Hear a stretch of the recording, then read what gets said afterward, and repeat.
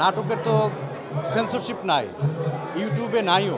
জাতীয় স্বার্থবিরোধী কোনো বিষয় না থাকে তাহলে সেটাকে কেন বন্ধ করে দেওয়া হবে? অবশ্যই দুঃখজনক এবং আমি এর তীব্র নিন্দা জানাই। সিনেমার বাজারটা তো আমার কাছে ভালোই লাগছে। আধুনিকতা যদি আমাদের চলচ্চিত্রে আসে তাহলে আমার বিশ্বাস যে এগিয়ে যাবে। ৩০ কোটি মানুষকে, দর্শককে যদি সম্পৃক্ত করা যায় তাহলে তো আমাদের সিনেমা নাটক পিছিয়ে থাকার কোনো রকমের কারণ নাই। বর্তমান কাজ এবং ভবিষ্যতে কী কী কাজ হবে সেগুলো নিয়ে প্ল্যানিং হয়েছে।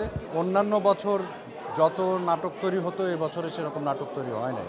ভালো লাগছে এ কারণে যে অনেক দিন পরে মানে এই মিলন মেলাটা হচ্ছে। গত বছরের এপ্রিলে আমরা একটা আয়োজন করেছিলাম যে শিল্পীদের সাধারণ সভা এবং বৈশাখী উৎসব।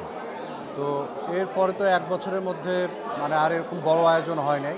তো এবার নতুন নির্বাচিত কমিটি এসেই সেই বিষয়টাকে গুরুত্ব দিয়েছে এবং এই অভিষেককে উপলক্ষ করে সকল শিল্পীদেরকে একসাথে করেছে। এখানে দিনব্যাপী খাওয়া দাওয়া হচ্ছে, গল্প হচ্ছে, আড্ডা হচ্ছে এবং অনেকের সাথে হয়তো অনেকের দেখা হয় না। শুটিংয়ে ২-৪ জনের সাথে দেখা হয়, কিন্তু এতজনের সাথে তো শুটিংয়ে দেখা হয় না।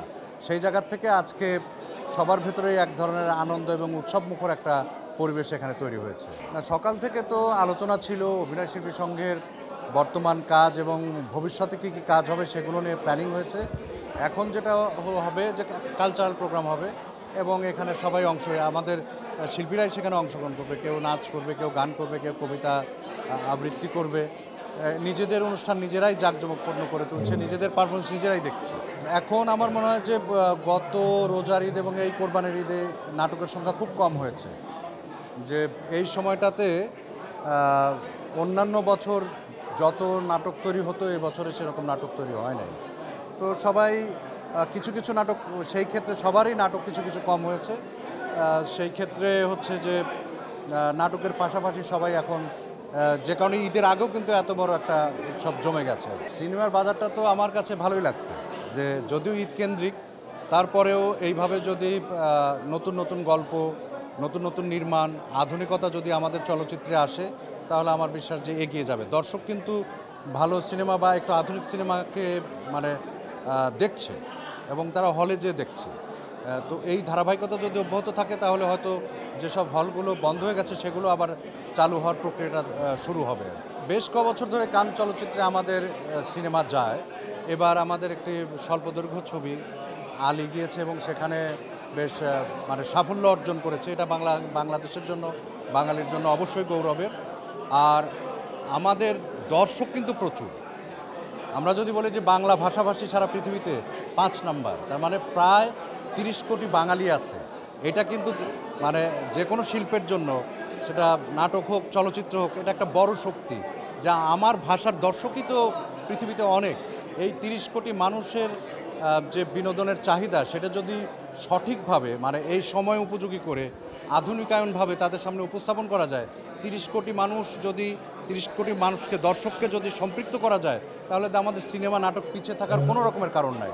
শুধুমাত্র আমাদের উদ্যোগের এখানে ঘাটতি আছে এবং যেহেতু এখন প্রতিযোগিতা চলছে বিভিন্ন ওটিটি মাধ্যমের, বিভিন্ন দেশের সিনেমার মাধ্যমে সব উন্মুক্ত, সুতরাং আমাদের স্ট্যান্ডার্ডটাকে ওই পর্যায়ে নিয়ে যেতে হবে যাতে করে যে বিদেশি কন্টেন্টের পাশাপাশি আমাদের বাংলা কন্টেন্ট, বাংলাদেশের কন্টেন্ট, বাঙালির যেই আমাদের কালচার, আমাদের যে সিনেমা নাটক, সেগুলোও যাতে আধুনিকভাবে দর্শকের সামনে উপস্থাপন করা হয়।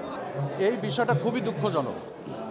আমাদের এখানে যে নাটকের তো সেন্সরশিপ নাই, ইউটিউবে নাইও।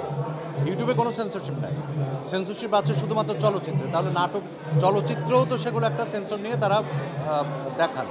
কিন্তু নাটকের যে সকল টেলিভিশন চ্যানেল আছে তাদের একটা করে প্রিভিউ কমিটি থাকে, তারা দেখে দেন।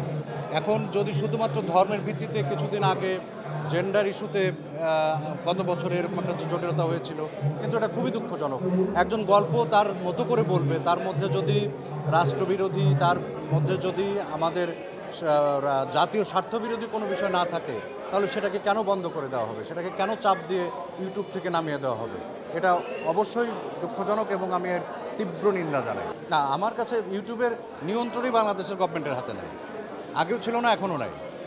তো এইখানে সেলফ সেন্সরশিপ বলে একটা কথা আছে। যিনি নির্মাণ করবেন, যিনি অভিনয় করবেন, তারও দায়িত্ব আছে যে আমি কোন সংলাপটা রাখবো, কোন সংলাপটা রাখবো না, নাটকের নাম কি দেব, কি দেব না, সেটা তো ডিরেক্টরেরও দায় আছে, সেখানে অভিনয় শিল্পীরও দায় আছে। সুতরাং আমাদের নিজেদের জায়গায় যদি আমরা নিজেরা আমাদের রুচি আমাদের জায়গাটা যদি আমরা পরিষ্কার রাখি তাহলে তো নিশ্চিতভাবেই এখানে আর আলাদা কোনো সেন্সরশিপের প্রয়োজন হয় না।